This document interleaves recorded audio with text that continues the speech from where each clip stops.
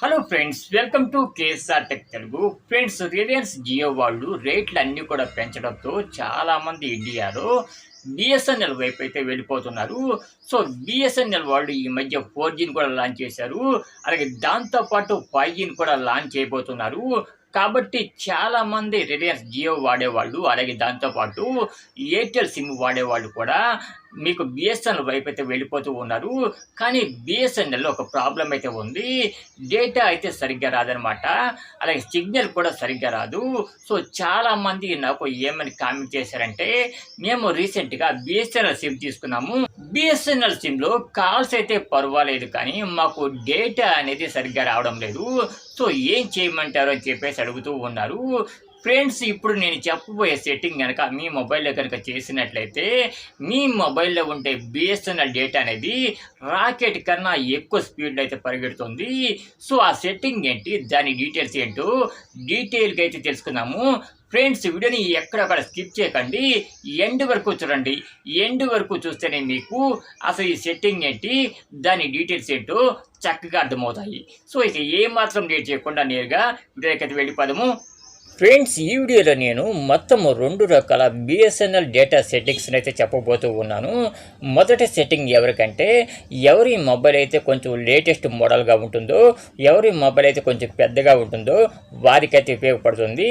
రెండో సెట్టింగ్ ఎవరికంటే, ఎవరి మొబైల్ అయితే కొంచెం ఓల్డ్ మొబైల్ వాడుతూ ఉంటారో అటువంటి వారికి ఉపయోగపడుతుంది. ఫ్రెండ్స్, ఫస్ట్ మీరు మీ మొబైల్లో ఉండే సెట్టింగ్ యాప్ని అయితే ఓపెన్ చేయండి. సెట్టింగ్ యాప్ని ఓపెన్ చేసిన తర్వాత అక్కడ SIM card and mobile network setting అని చెప్పేసి అయితే ఉంటుంది. దాన్ని మీరు ట్యాప్ చేయండి. ట్యాప్ చేసిన తర్వాత మీకు డిస్ప్లేలో ఇలాగైతే కనిపిస్తూ ఉంటుంది. ఇక్కడ మీ మొబైల్లో ఎన్ని సిమ్లు అయితే ఉన్నాయో ఆ సిమ్ములు మొత్తం కూడా, అంటే 2 సిమ్స్ ఉంటాయి కదా, ఆ 2 సిమ్స్ కూడా మీకు అక్కడ కనిపిస్తూ ఉంటాయి. మీ బిఎస్ఎన్ఎల్ సిమ్ ఏ మొబైల్ అయితే ఉందో, అంటే ఏ సిమ్లు అయితే ఉందో దానిపైన మీరు ట్యాప్ చేయండి. ట్యాప్ చేసిన తర్వాత మీకు ఇలా ఒక డిస్ప్లే అయితే వస్తుందన్నమాట. ఇక్కడ మీరు ఇంకొక సెట్టింగ్ అయితే చేయాల్సి అయితే ఉంటుంది. ఇక్కడ లాస్ట్లో మీకు ఒక సెట్టింగ్ అయితే ఉంటుందన్నమాట. యాక్సెస్ పాయింట్ నేమ్స్ అని చెప్పేసి ఒక సెట్టింగ్ అయితే ఉంటుంది. ఆ యాక్సెస్ పాయింట్ నేమ్ పైన మీరు ట్యాప్ చేయండి. మళ్ళీ మీకు ఒక సెట్టింగ్ అయితే కనిపిస్తూ ఉంటుంది. దానిపైన మీరు కూడా ట్యాప్ చేయండి. ట్యాప్ చేసిన తర్వాత మీకు ఈ యాక్సెస్ పాయింట్ నేమ్స్ అయితే ఇలా ఓపెన్ అవుతుందన్నమాట. ఇలా ఓపెన్ అయిన తర్వాత ఇందులో మీరు ఒక 2ని మాత్రమే చేంజ్ చేయాల్సి అయితే ఉంటుంది.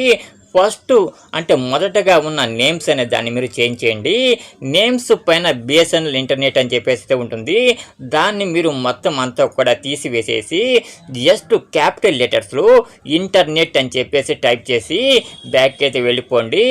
ఆ తర్వాత మీరు దాని కింద అయితే ఇంకొకటి ఉంది కదా మీకు ఏపీ అని చెప్పేసి, దాన్ని కూడా మీరు ట్యాప్ చేయండి. ట్యాప్ చేసిన తర్వాత దాన్ని కూడా మీరు మొత్తం తీసేసేయండి.